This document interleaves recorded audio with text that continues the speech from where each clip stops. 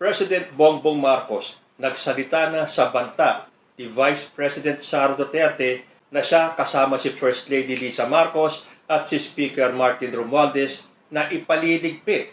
Sabi po ni President Bongbong Marcos, yan ay aking papalagan. Pero bago po tayo magpatuloy, isang shoutout kay Antonio Sixto Orias ng Zapote 2, Bacoor City. Maraming salamat Antonio sa pagsubaybay sa aking munting channel. Okay, balita po sa GMA News. Marcos vows to block criminal moves amid Sara Duterte's threat. President Ferdinand Bongbong Marcos Jr. vowed to block criminal attempts amid Vice President Sara Duterte's remark that she would have him, his wife, and Speaker Martin Romualdez killed if she herself were assassinated. Marcos did not mention Duterte by name but was obviously referring to her in his statement. Sabi pa ni President Marcos, imbis na diretsahang sagot, nililihis pa sa kwentong chichirya. The President added a possible take on Mary Grace Piatos, a signature that appeared in acknowledgement receipts for confidential funds of the Office of the Vice President and the Department of Education. Duterte's incendiary remarks over the weekend came amid a House panel investigation into the alleged questionable budget use of the OVP and DepEd when it was under her leadership. At the beginning of his video message, Marcos said he finds such statements alarming. As this developed, the Department of Justice said a subpoena would be issued against the Vice President following her assassination remark. Justice Undersecretary Jesse Andres told reporters at a palace press briefing that the National Bureau of Investigation has the power to do this. Marcos, in his video statement, said he respects the independence of the legislative branch of the government, particularly its power to conduct investigations on certain issues. Marcos said even the executive branch and other government offices are usually being put under scrutiny. Amid all Duterte's scathing remarks, Marcos said his attention is focused on governing the country and enforcing the rule of law. He also vowed that he would not let politics become a disruption in achieving his goals for the country. The National Security Council said that it considers all threats to Marcos as serious and a matter of national security.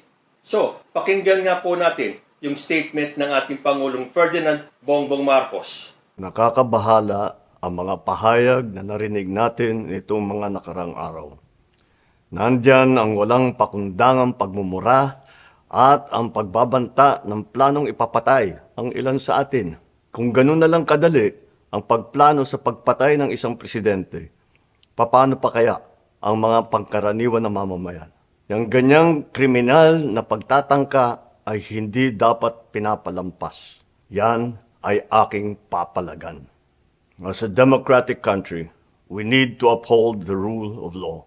Ako, bilang pinuno ng Executive Department at lahat ng mga nanunungkulan sa pamahalaan ay may sinumpaang tungkulin na tutup din at pangangalagaan ang konstitusyon at ang ating mga batas. Kaya hindi tama ang pagpigil sa mga halal ng bayan sa paghahanap ng katotohanan. Hindi na sanang hahantong sa ganitong drama kung sasakodin lamang ang mga lehitimong katanungan sa Senado at sa House of Representatives. Ang katotohanan ay hindi dapat itokhang. Tapos na sana ang usapang ito kung tutuparin lamang ang sinumpaang panata na bilang lingkod bayan ay magsabi ng totoo at hindi hahadlangan. Imbis na diretsahang sagot, nililihis pa sa kwentong chichirya.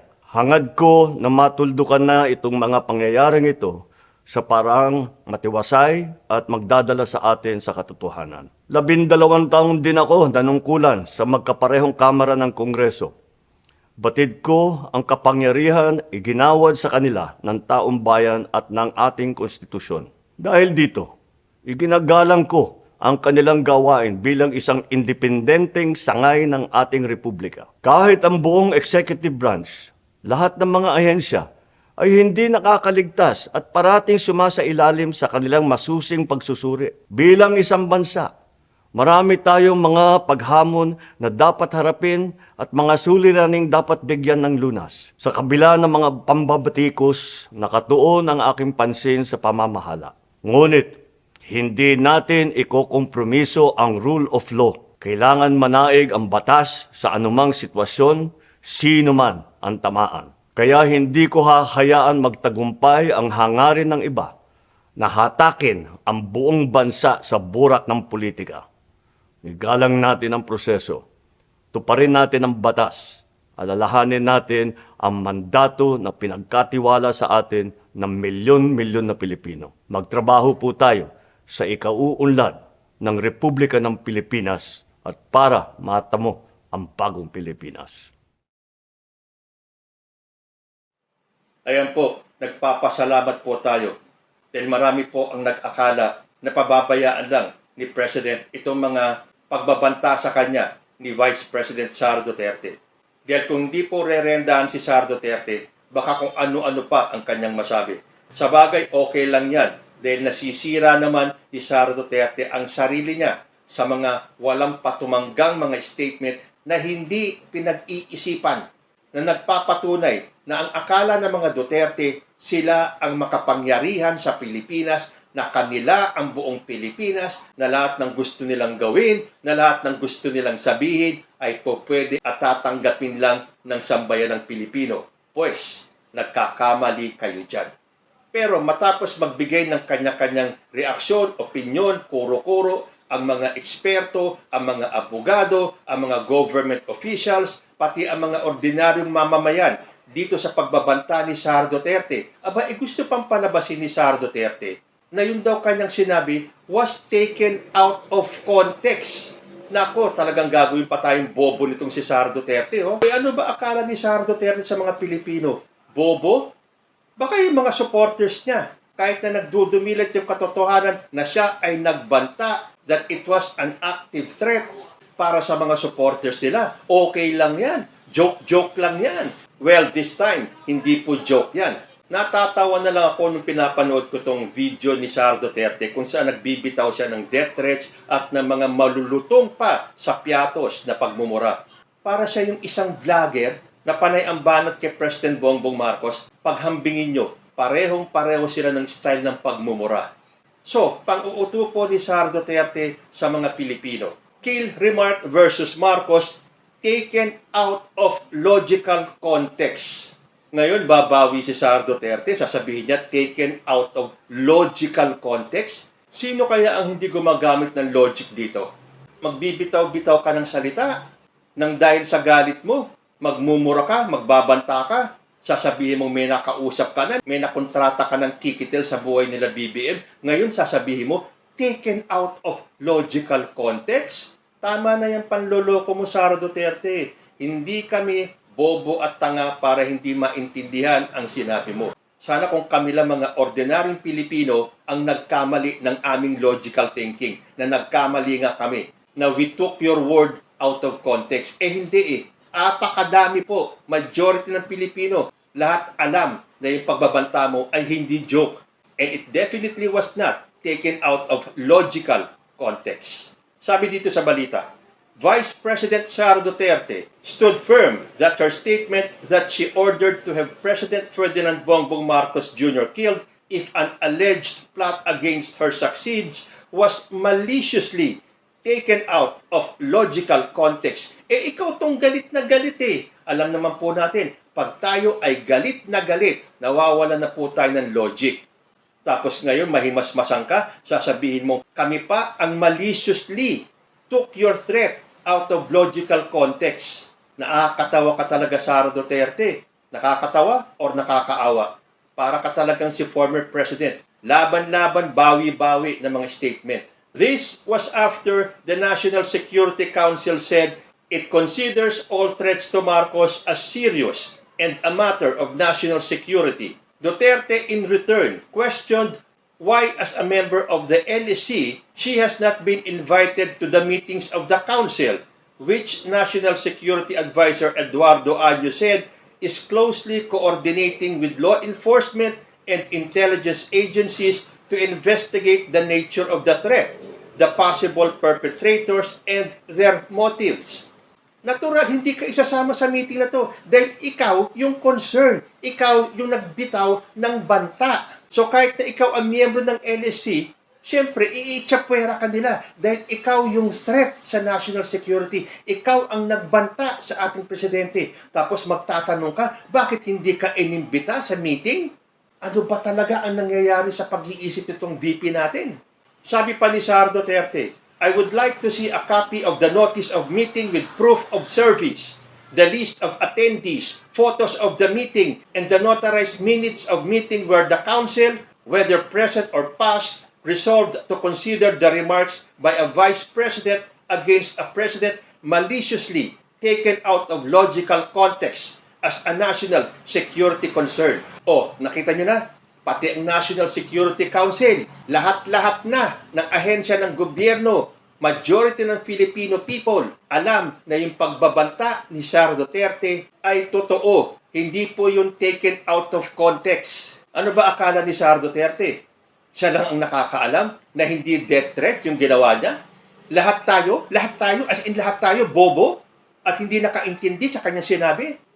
Napakagaling naman itong VP natin. Siya lang ang nakakaintindi, siya lang ang nakakaalam na yung kanyang sinabi ay hindi pagbabanta, that it was maliciously taken out of context. Nasukol ka na kasi, kaya nag-iba ka na ng statement mo. Dahil po pwede kang kasuhan talaga sa sinabi mo. Sabi pa ni Sara Duterte, moreover, please submit within 24 hours an explanation in writing with legal basis why the VP is not a member of the NSC or why, as a member, I have not been invited to the meetings, whichever is applicable.